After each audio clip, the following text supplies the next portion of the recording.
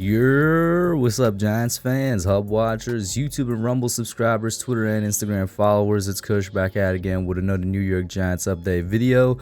So yesterday, a lot of you probably already heard by now, but we had a little bit of breaking news in the afternoon, or not so breaking news. This was kind of expected for a while. It was a matter of when, not if, in this situation. Chris Pettit has officially been released by the Giants as the director of college scouting, along with Kyle O'Brien, somebody else that was kind of high up in the ranks of the front office. Both of these guys have become known as quote-unquote Gettleman guys because they were part of his, I guess you could say his closest right-hand men during his time here with the Giants over the past 4 years. Once again, this wasn't really a surprise because when a new general manager enters, he wants to have his own guys as his lieutenants, so to speak, and these were not his guys. Of course, the same logic applies to players as well. That's why we're all wondering whether or not Daniel Jones is going to be the man moving forward, but that's a whole other topic. With Chris Pettit, like I said, because of his tenure with Gettleman, because of the position he was in with Gettleman over the past 4 years since 2018, everybody just sort of knew it was a ticking time bomb waiting to be happened. And then 2 days after the draft is finished, Joe Schoen finally pulls the trigger, and obviously he's going to bring his own guys in here soon. But let's talk about Chris Pettit and Kyle O'Brien being gone. The news was first broken by Neil Stratton from Inside the League, and this is what the tweet says. A new GM means changes, and the Giants are moving on from Director of College Scouting Chris Pettit and Senior Personnel Executive Kyle O'Brien.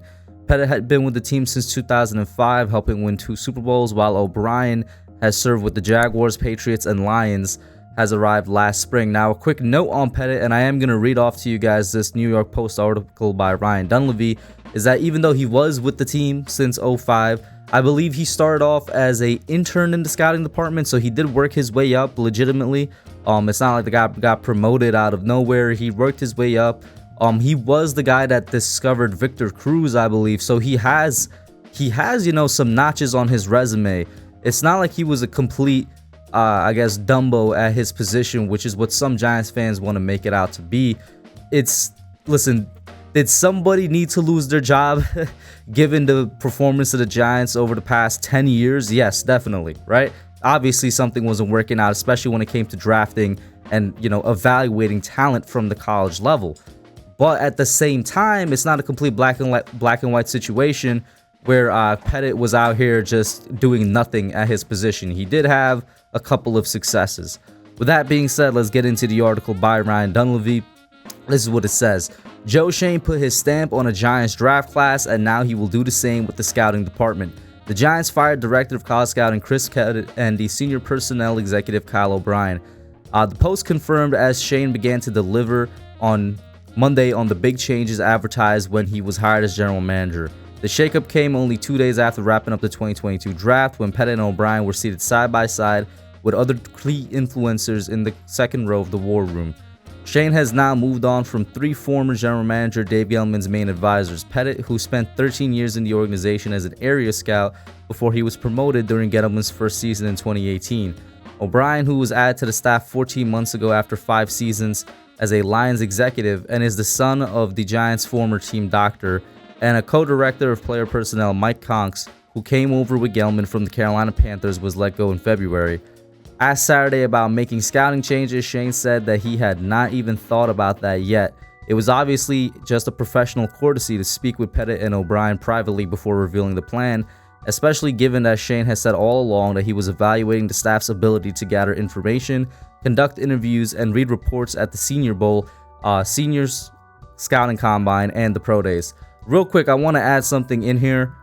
Given that we hired a new GM in January, once again, these guys weren't going to get fired then because they already did most of the scouting for us.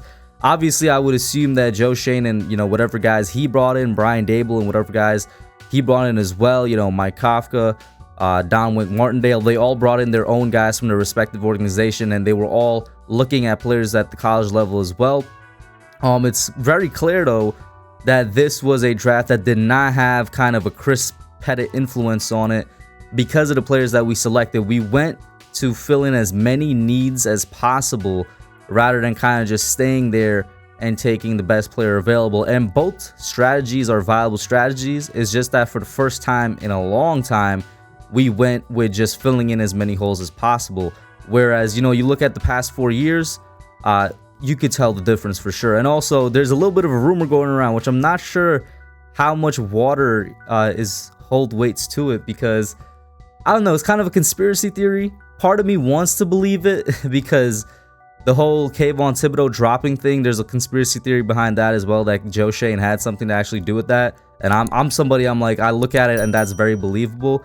But some people think that the Kadarius Toney trade rumor was kind of a test by Joe Schoen to see if there's still any leaks in the organization, because that got leaked, and the way that Schoen and Daboll has shut it down has been incredible. They've been kind of even making the media look a little bit like fools anytime it's brought up.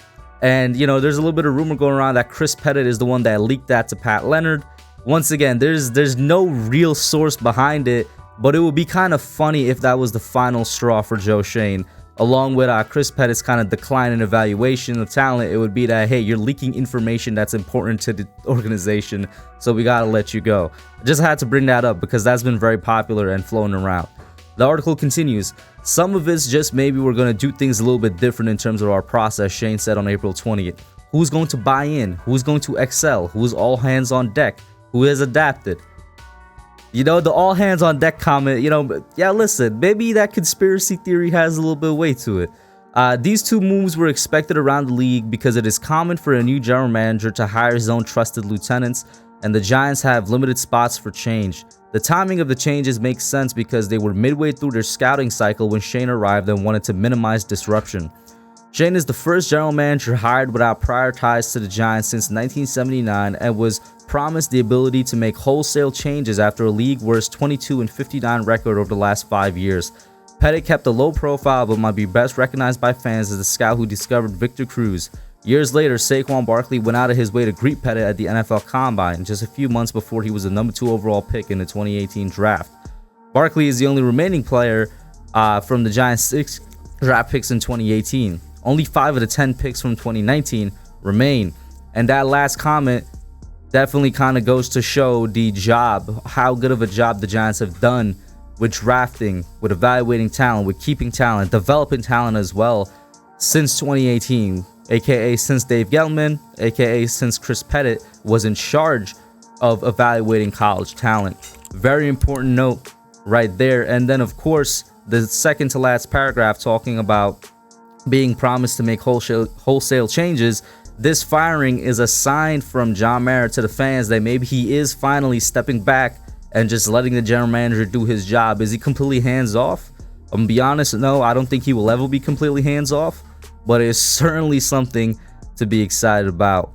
And then there was just a small little comment I wanted to mention at the end here, because this is kind of a developing story, so to speak. Brian Daboll was on the Tiki and Tierney show earlier this morning. I think it was today. And he had this comment about Daniel Jones. He said, I want him to be himself and not afraid to be of the consequences. Pull the trigger and attack. And this was kind of in reference. They were just talking about the draft. I believe they were talking about the offensive line as well. And I said this in my multiple draft videos in the draft stream, which you guys should check out if you haven't already, which is that we brought in 9 new offensive linemen.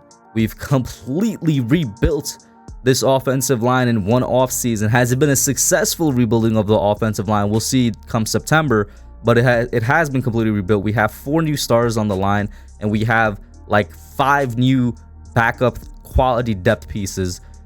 I should hope that we have a successful rebuild there, and I should hope that the quarterback is able to stand up and actually, you know, pull the trigger and attack, as Daboll has said, because we haven't seen that since his rookie year. Jason Garrett has a lot to do with holding that man back and the scheme that was ran. But guys, that's it for now. Obviously, mostly this was about Chris Pettit. Put your thoughts down below, and if you have anything to add on about the developing story of Daboll's comments on Jones, let me know as well. Like, share, subscribe, and I'm out. Hey guys, thanks for watching. Thank you for checking out my channel, The Hub, here on Giants YouTube. Make sure you hit that subscribe button and the notification bell so you hear every time I put out a video. Like it, share, and subscribe, and I'm out.